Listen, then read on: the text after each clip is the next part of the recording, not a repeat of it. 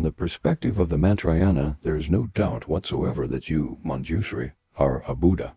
In fact, this is even stated in the sutras. In the Sutra of the Array of Manjusri's Pure Land, for example, it says you have completed the 10 Bhumis, and in 2 other sutras, the Suraṃgama-samadhi Sūtra and the Angulimaliya Sutra, you are clearly referred to as a Buddha. Your enlightened form is adorned with the 10 times 10 plus 12, which is to say 112 major and minor marks.